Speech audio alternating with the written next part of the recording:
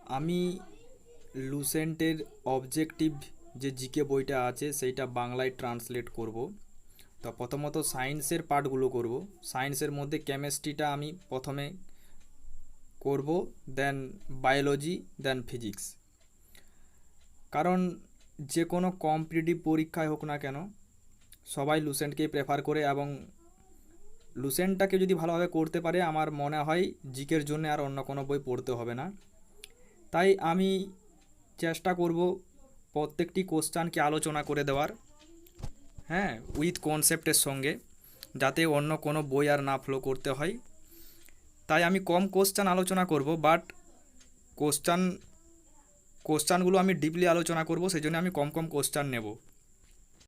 তো কেমিস্ট্রির যে প্রথম চ্যাপ্টারটা রয়েছে লুসেন্টে, সেটা nature and composition of substance. Nature মানে হচ্ছে প্রকৃতি, অ্যান্ড কম্পোজিশন অফ সাবস্ট্যান্ট মানে পদার্থর প্রকৃতি, এবং এই যে কম্পোজিশন মানে কি কি দিয়ে তৈরি সেটা। তো ফার্স্ট কোশ্চান যেটা হচ্ছে সেটা হচ্ছে the father of modern chemistry. Father of modern chemistry বলতে বোঝায় যে আধুনিক যে রসায়নবিদ্যা তার জনককে।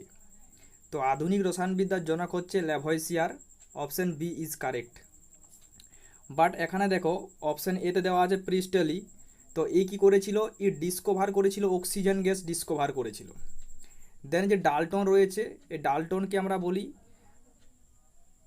মানে পরমাণুবিদ্যার জনক, ফাদার অফ অ্যাটমিক থিওরি, পরমাণুবিদ্যার জনক বলা হয়। এবং এই যে ডি অপশন মেন্ডেলিভ, একে পর্যায় সারণীর জনক বলা হয়। তো ফাদার অফ পিরিয়ডিক টেবল, ব্যাস চারটা। 2 নম্বর কোশ্চান হচ্ছে a pure substance can only be. Pure substance বলতে খাঁটি পদার্থ আর কি। Pure substance can only be কী হতে পারে একটা পিওর সাবস্টেন্স, একটা খাঁটি পদার্থ কাকে বলবো আমরা? একটা কম্পাউন্ডকে বলতে পারি। অপশান এ বি হচ্ছে এন এলিমেন্ট, কম্পাউন্ড মানে হচ্ছে যৌগিক পদার্থ। বি হচ্ছে এন এলিমেন্ট, এলিমেন্ট বলতে মৌলগুলোকে বোঝায়, যেমন carbon, hydrogen, oxygen, nitrogen. Option C বলছেন এলিমেন্ট ওর কম্পাউন্ড দুটোই। অপশান ডি হচ্ছে a heterogeneous mixture. Heterogeneous mixture বলতে অসমসত্ব। হেটারোজেনিয়াস মানে হচ্ছে অসমসত্ব, আর মিক্সার মানে মিশ্রণ, অসমসত্ব মিশ্রণ। তাহলে কোনটা? তো দেখো একটা নিরেট পদার্থ একটা এলিমেন্ট হতে পারে, ওর একটা কম্পাউন্ড হতে পারে। So option C is correct, an element or a compound. তো আমি এখানে কিছু কথা বলে রাখি, যেহেতু আমরা কম্পোজিশন অফ মানে সাবস্টেন্স সম্বন্ধে পড়ছি, পদার্থ কী কী দিয়ে তৈরি, তাই পদার্থগুলোকে জেনে নেওয়া দরকার আছে। তো যে সাবস্টেন্স পদার্থ বা ম্যাটার বলতে পারি আমরা, ঠিক আছে, এটা দু রকমের হয়, ঠিক আছে। একটা হচ্ছে পিওর সাবস্টেন্স, যে যে কথাটা আমরা কোশ্চেনটাতে বলেছে পিওর সাবস্টেন্স মানে খাঁটি পদার্থ। আরেকটা হচ্ছে ইমপিওর সাবস্টেন্স। একটা পিওর সাবস্টেন্স, একটা ইমপিওর সাবস্টেন্স। এবারে এই যে পিওর সাবস্টেন্স রয়েছে, এই পিওর সাবস্টেন্সটা হচ্ছে একই রকম পার্টিকেল দিয়ে তৈরি, মানে একটা পার্টিকেল দিয়ে তৈরি, বাট অনেকগুলো হতে পারে, বাট একই রকমের পার্টিকেল দিয়ে তৈরি। মানে it is made by only one kind of particle, এবং এটা হোমোজেনিয়াস হবে, ঠিক আছে। তাহলে যে পিওর সাবস্টেন্স যেটা আমার রয়েছে, পিওর সাবস্টেন্সটা, আর এটা রয়েছে আমার ইমপিওর সাবস্টেন্স। তো এটা কি না, ওয়ান কাইন্ড অফ পার্টিকেল দিয়ে তৈরি এবং হোমোজেনিয়াস। হোমোজেনিয়াস বলতে সমসত্ব আর কি হবে। তো এই যে পিওর সাবস্টেন্স, এটাকে আবার আমার দুভাগে ভাগ করা হয়েছে। একটা হচ্ছে এলিমেন্ট, আর একটা হচ্ছে কম্পাউন্ড।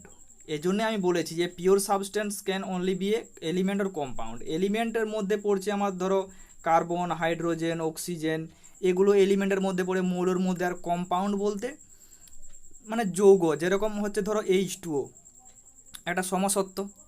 আবার ধরো অ্যামোনিয়া NH3, তাহলে ammonia is a compound of nitrogen and hydrogen. Similarly এই যে জল H2O is a substance it is made by hydrogen আর অক্সিজেন। তো এগুলো হচ্ছে আমার পিওর সাবস্টেন্স। তাই তাই পিওর সাবস্টেন্স একটা এলিমেন্ট হতে পারে, ওর একটা কম্পাউন্ড হতে পারে। বাট এই যে ইমপিওর সাবস্টেন্স আমরা যেটা পড়ছি, ইমপিওর যে সাবস্টেন্সটা আছে, এটা দুটো বা তার বেশি পার্টিকেল দিয়ে তৈরি, মানে দুটো বা তার বেশি পদার্থ দিয়ে তৈরি। এবং এটা কীরকম হতে পারে, এটি হেটেরোজেনিয়াস হতে পারে আবার হোমোজেনিয়াস হতে পারে। যেমন ধরো এটাকে আমরা দুভাগে ভাগ করছি, একটা হচ্ছে ধরো আমরা বলি যেটাকে যে হোমোজেনিয়াস, আরেকটা হচ্ছে আমার হেটেরোজেনিয়াস। হোমোজেনিয়াস মানে হচ্ছে সমসত্ব, যেমন হচ্ছে সলিউশন, যাকে বাংলায় বলা হয় দ্রবণ, সলিউশন, যেমন ধরো জল আর অ্যালকোহল। সিমিলারলি যে হেটেরোজেনিয়াস, যেমন হচ্ছে আমার মিক্সার বা মিশ্রণ হচ্ছে আমার হেটেরোজেনিয়াস হয়। কী রকম হতে, যেমন এই যে মাটি, কাঠ বা যে অ্যালয় আমরা কেমিস্ট্রিতে পড়বো ধাতু সংকর, সেটা হচ্ছে আমাদের কি একটা মিশ্রণ, হেটেরোজেনিয়াস। নম্বর 3 হচ্ছে যে which among the following compound has same equivalent weight and molecular weight. মানে কোন কম্পাউন্ডটার, মানে কোন যৌগটার আমার ইকুইভ্যালেন্ট ওয়েট আর মলিকিউলার ওয়েট সমান। তবে মনে রাখবে যে ইকুইভ্যালেন্ট যে ওয়েট, এটা সমান হয় molecular weight by valency factor x. এবারে এই এক্সটা হচ্ছে আমার number of H plus ion হয় কার ক্ষেত্রে, অ্যাসিডের ক্ষেত্রে, ঠিক আছে। এক্সটা হয় আমার number of O H minus ion for বেসের ক্ষেত্রে, মানে ক্ষারের ক্ষেত্রে। আর এক্সটা হচ্ছে নম্বর অফ ক্যাটায়ন বলতে পারো, নম্বর অফ পজিটিভ আয়ন কার ক্ষেত্রে না, সল্টের ক্ষেত্রে, লবণের ক্ষেত্রে। কারণ আমরা জানি যে লবণ হচ্ছে একটা নিউট্রাল, মানে প্রশমিত একটা পদার্থ। তার কারণ এর মানে লবণের মধ্যে কি হয়, number of H plus and number of cation and anion সমান থাকে, মানে নম্বর অফ পজিটিভ আয়ন আর নম্বর অফ নেগেটিভ আয়ন সমান থাকে। তাই নম্বর অফ পজিটিভ আয়ন বলতে পারি, ওর আমরা বলতে পারি যে total number of negative ion. আর মনে রাখবে যে এই যে মলিকিউলার ওয়েট মানে হচ্ছে তোমার sum of atomic weight. Atomic weight মানে হচ্ছে পারমাণবিক ভরের সমষ্টি। তো ধরো এখানে আমরা যে প্রথম অপশানটা নিচ্ছি যে H2SO4, তাহলে H2SO4 কি একটা অ্যাসিড? তাহলে দেখো H2SO4 এর মধ্যে আমার এইচ প্লাস আমি বলেছি যে ইকুইভ্যালেন্ট ওয়েট সমান কি হয়, কারণ আমরা জানি যে ইকুইভ্যালেন্ট ওয়েট সমান হচ্ছে মলিকিউলার ওয়েট বাই এক্স। তাহলে এক্সটা এক হলেই আমার ইকুইভ্যালেন্ট ওয়েট আর মলিকিউলার ওয়েট সমান হবে। তাহলে এক্সটা এক কার ক্ষেত্রে হচ্ছে দেখো, তাহলে H2SO4 এর ক্ষেত্রে এখানে এইচ প্লাস আয়ন দুটা, মানে এখানে এক্সটা 2 হয়ে যাচ্ছে, মানে এটা হবে না।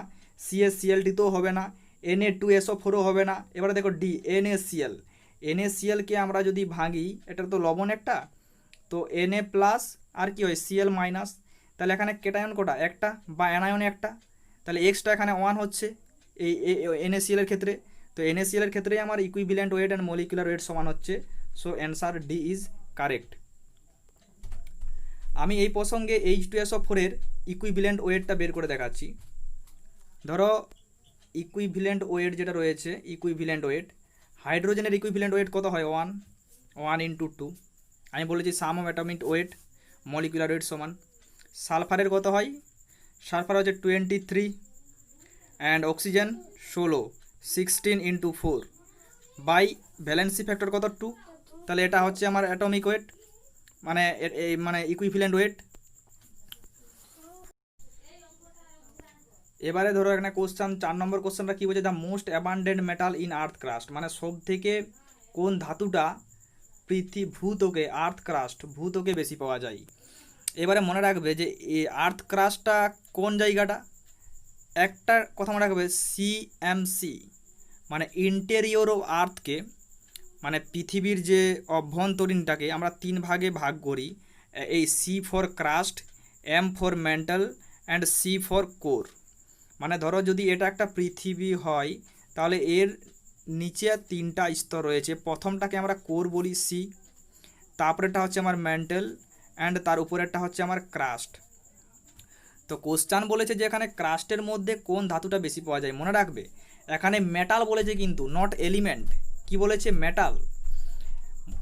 ফার্স্ট মানে মোস্ট অ্যাবান্ডেন্ট এলিমেন্ট হচ্ছে oxygen, most abundant element, most abundant element earth ক্রাস্টে হচ্ছে আমার অক্সিজেন, ঠিক আছে। এবং সেকেন্ড মোস্ট অ্যাবান্ডেন্ট এলিমেন্ট হচ্ছে আমার সিলিকন, সিলিকন।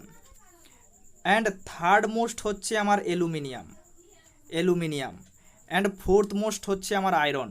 তো দেখো এখানে আমার মেটাল যেহেতু বলেছে মানে অ্যাবান্ডেন্ট, মোস্ট অ্যাবান্ডেন্ট মেটাল, তাহলে আমার এটা কারেক্ট, অ্যালুমিনিয়াম কারেক্ট, কারণ অক্সিজেন অ্যান্ড সিলিকন মেটালের মধ্যে পড়ছে না।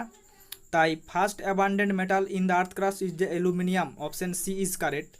এবং যদি বলা হয় যে সেকেন্ড অ্যাবান্ডেন্ট মেটাল, সেটা হবে আয়রন।